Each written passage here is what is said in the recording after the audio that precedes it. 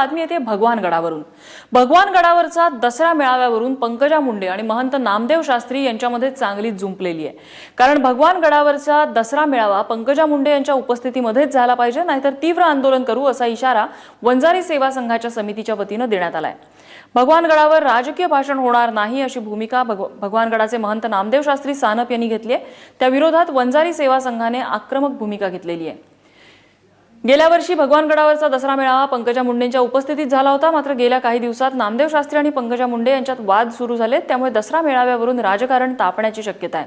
भगवानगडावरील दसरा मेळावा आणि गोपीनाथ मुंडे हे समीकरण होतं, मात्र मुंडेंच्या निधनानंतर आता भगवानगडावरील दसरा मेळाव्यावरून वादंग होण्याची शक्यता आहे।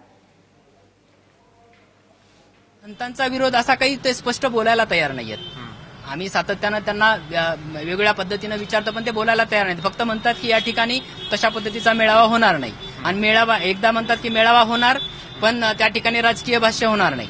मग मेळावा त्या ठिकाणी कीर्तन आणि भजन होणार का? मग कीर्तन भजन होणार असेल तर ती परंपरागत 18 पगड जातीची लोक तिथं भक्ती नेतात, त्यांचे प्रश्न कोण ऐकणार आहे? आमची मागणी आहे की पंकजाताईच्या नेतृत्वाखाली त्या ठिकाणी भव्य दिव्य जो काही दसरा मेळावा परंपरागत तो व्हायला हवा, आणि तो जर नाही झाला तर आम्ही त्या ठिकाणी आंदोलन सुद्धा करू।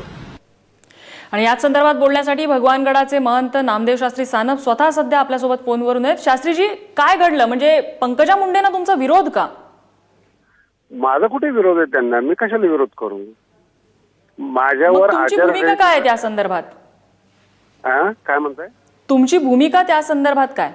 माझी भूमिका अशी आहे, भगवानगड हे 3 पिढ्याचं संतांचं ठिकाण आहे, आणि माझ्यावर मागे एकदा केस झाली होती, धार्मिक जागेचा दुरुपयोग म्हणून केस झालेली माझ्यावर आचारसंहितेची, आणि चालू भाषणामध्ये एक माणसाने स्वतःला पिटून घेतलं होतं। ही धार्मिक ठिकाणी हे काही लोकांचे प्रश्न मांडण्याचे ठिकाण नाही ना भगवानगड म्हणजे। जेव्हा गोपीनाथरावांचा जन्म झाला नव्हता तेव्हापासून हा भगवानगड आहे, आणि तेव्हापासून काही परंपरा नाही आलेली। उद्या पंकजाचा मुलगा म्हणेल मला भाषण करू द्या, मग त्यावेळेस आम्ही काय करणार? ही संतांची गादी आहे, आणि संत हे राजकीय नसतात। आळंदीला मेळावा होत नाही, पैठणला होत नाही, पंढरपूरला होत नाही। भगवानगड हे ब वर्गातलं तीर्थक्षेत्र आहे, तिथे कुठलाही राजकीय स्वरूपाचा मेळावा नको। बाकी आमचा सगळ्याला सहयोग आहेच, आम्ही थोडीच राजकारणी माणसं आहेत। बर, पण आजपर्यंत गोपीनाथ मुंडे तिथे येत होते, त्यांचं भाषण त्या ठिकाणी येत होतं, मग आता पंकजा मुंडेंना विरोध का? जर त्यांनी अराजकीय भाषण तिथे येऊन केलं तर त्याला काही विरोध असेल तुमचा? हे पण नियमाला अपवाद असतो, गोपीनाथराव हे अपवाद आहेत, आणि गोपीनाथरावच्या काळातच ह्या घटना घडल्या, आणि म्हणून आम्ही पुढच्यासाठी सावधान होतोय आम्ही। उलट आता सत्ता आहेत, आम्ही गडाची उत्क्रांती करू शकतो, तरी पण आम्ही ह्या गोष्टी राजकारणापासून भगवानगडाला लांब ठेवतोय। हे परिसरातल्या लोकांचं मत घेतलेलं आहे मी, आणि धार्मिक जागेचा दुरुपयोग नको हे पंकजाताईसाठी सुद्धा घातक आहे। हे अनुयायांना आणि कार्यकर्त्यांच्या लक्षात येत नाही की आपण काय गुन्हा पण तुम्ही स्वतःच भाजपला मतदान करा असं भगवानगडावरून सांगितलेलं होतं। अजिबात नाही, अजिबात नाही। मी राजकीय भाष्य कधी करत नाही, राजकीय भाष्य बोलत सुद्धा नाही। बर, पण गेल्या वर्षीपर्यंत पंकजा मुंडे इथे आलेल्या होत्या, याच वर्षी अचानक असं काय झालं? नाही, तिला मी कन्या म्हणून जाहीर केलेलं आहे। पण मग कन्येला तुम्ही बेदखल का करताय? भगवानगडावर परंपरेचा दसरा मेळावा होणार, तिलंगण होणार, मेळावा होणार, फक्त कोणाचंही राजकीय भाष्य होणार नाही। हा भगवानगड एक धार्मिक संस्था आहे, धार्मिक मला आचारसंहितेने शिकवलं नाही। पण पंकजा मुंडे जर तिथे येऊन अराजकीय भाषण करणार असतील तर त्याला तुमचा विरोध असेल का? कोणत्याही माणसाचं भाषण होणार नाही।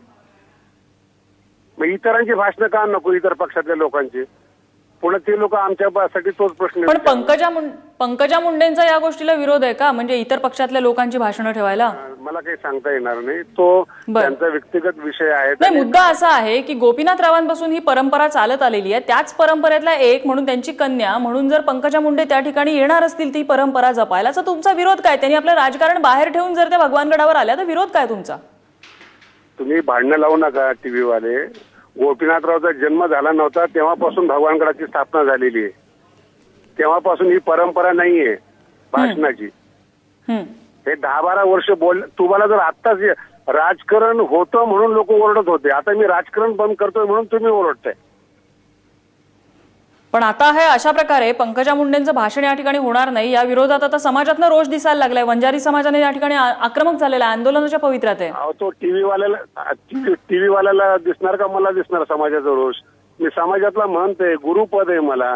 भगवानगडाच्या विरोधात बोलणारा हा वंजारी नसतोच, हे लक्षात ठेवा.